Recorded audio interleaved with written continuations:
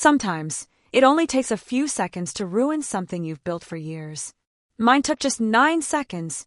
9 foolish, painful seconds that cost me everything I held dear. I was married to a good man for 3 beautiful years. We weren't perfect, but we were happy.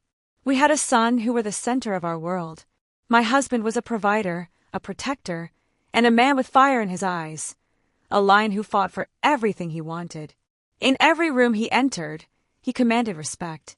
He was my king, and in many ways, I was proud to be his queen. He never let me or our children lack anything. But then came that night, the night the devil handed me the same apple he once gave to Eve. It was around 1 a.m. I had just woken from a bad dream and was sitting beside my sleeping husband when his alarm rang. I reached for his phone to turn it off, and that's when the voice came. Why don't he check his WhatsApp? What if he's hiding something? I wanted to ignore it, but curiosity can be the most dangerous weapon. So I gave in. I opened his WhatsApp, and there it was. A chat. Flirty words. A woman's name I didn't recognize. My heart broke in an instant. I felt betrayed. Confused. Angry. 1,000 thoughts raced through my head. Should I confront him? Should I stab him and run away with my kids? Or should I cheat back, make him feel the same pain I feel? By morning, I couldn't even look him in the eyes. He noticed my silence instantly. That's one thing about him, he was very observant. He asked if something was wrong, but I said I was fine. He even apologized, thinking maybe he didn't satisfy me well the previous night. But the truth? He was always amazing, my tiger who knew how to hunt and satisfy. There was no fault in him in that area. Still, my anger grew. Pride took over. I made the worst decision of my life. I decided to cheat back for revenge. And foolishly, I chose my ex, someone who had always lingered around my life.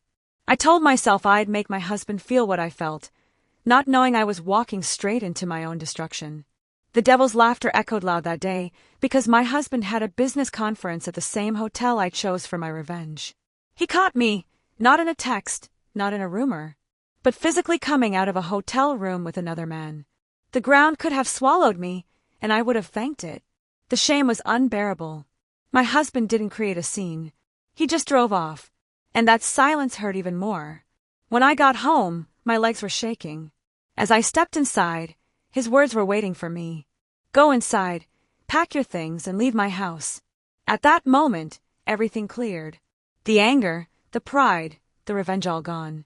I fell to the floor, crying, begging, rolling in tears for forgiveness. Later, our family gathered to intervene. They wanted to help us settle it. He was asked to speak first, and for the first time in our 8 years of marriage, I saw tears in his eyes. He said, "Please, help me ask my wife what I did wrong to deserve this. Have I not been there for her? What did I do to make her sleep with another man?" My heart broke into pieces. I tried to defend myself, saying, "But you cheated on me first. I saw it on your WhatsApp." Everyone turned to him. Calmly, he handed over his phone. They told me to show them the messages. I opened the chat confidently, and that's when my foolishness was fully revealed. The messages were real, but from years before we even met. I hadn't even checked the date. My so-called evidence was a ghost from his past, something buried long before I came into his life. I destroyed my home over an illusion. The room went silent. I was shaking, humiliated, drowned in tears.